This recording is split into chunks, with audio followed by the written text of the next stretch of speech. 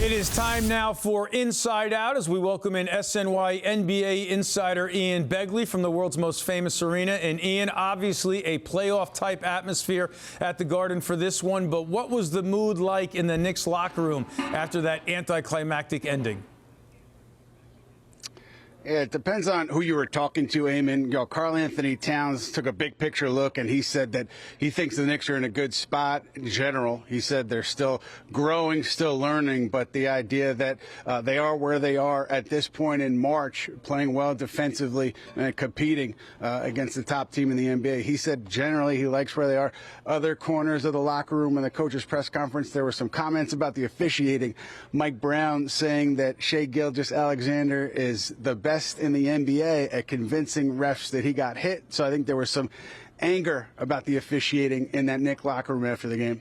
We'll have more on the officiating in this one later on in the show, but Jekyll and Hyde performance for the Knicks offensively. 40 points total in the first half, lowest first half total of the season. Then 40 points in the third quarter, then shooting 33% in the fourth. So, Ian, what was the biggest reason for the up and down night?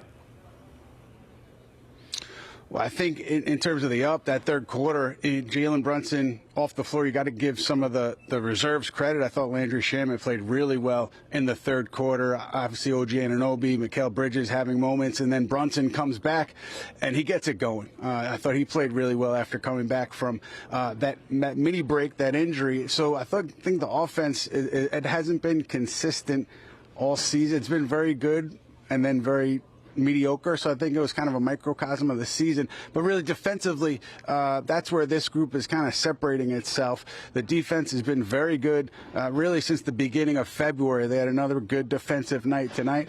So just a heavyweight battle between two of the better teams, two of the stronger teams in the NBA. Obviously, you just said it, a heavyweight battle that came down to the final possession. So despite the loss, what impression do you think the Knicks left on the Thunder? Yeah, I mean, I know that Shai Gilgeous-Alexander and Chet Holmgren, they left here, I think, with a healthy respect for the Knicks. I was asking them after the game about New York, and, Chet Holmgren talked about the defense that this team can bring, the balanced roster, and Shai Gilgeous-Alexander echoed those comments, and he just said they're one of the top teams in the East for a reason. They're a very talented team, so I think the Knicks, at the very least, if nothing else, earning the respect of the defending champs here at the Garden.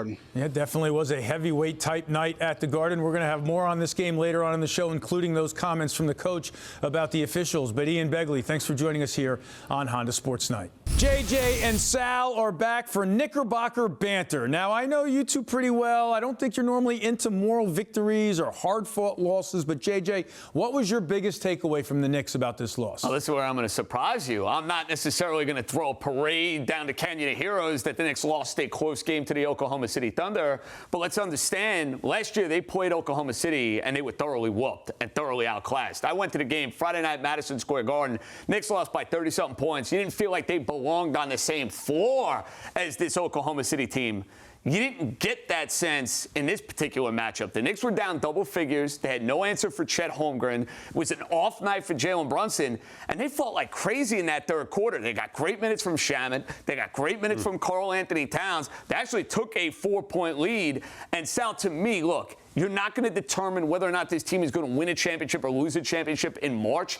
It's a litmus test. Do they belong? This game indicated to me, hey, that's the best the NBA has to offer. The Knicks belong. Good game, fell just short. The main takeaway, though, still to me is that they're not as good as the Thunder. The Thunder are just a far superior team. Even without Mitchell Robinson, Thunder themselves not 100% healthy.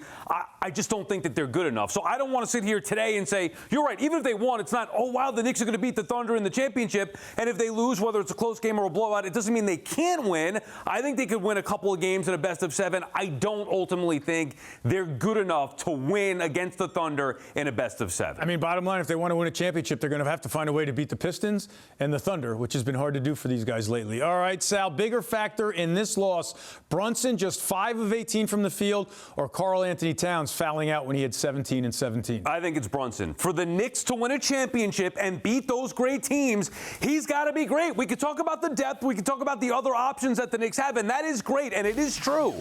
But they still need Jalen Brunson to be a star to get over the top against the best team. So I hate that Towns fouled out.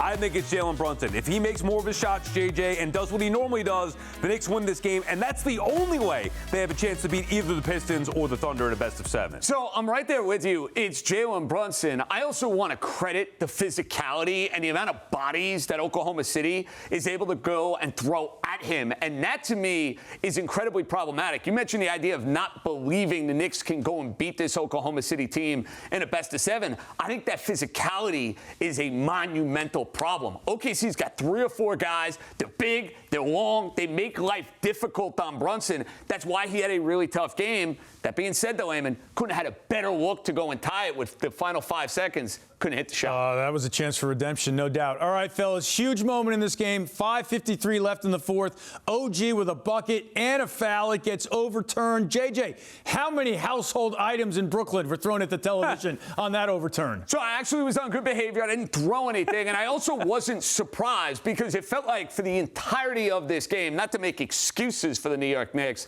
they did not get the better of the whistle. And I think that was obvious. You heard that from Brunson. You heard that from Mike Brown after the fact.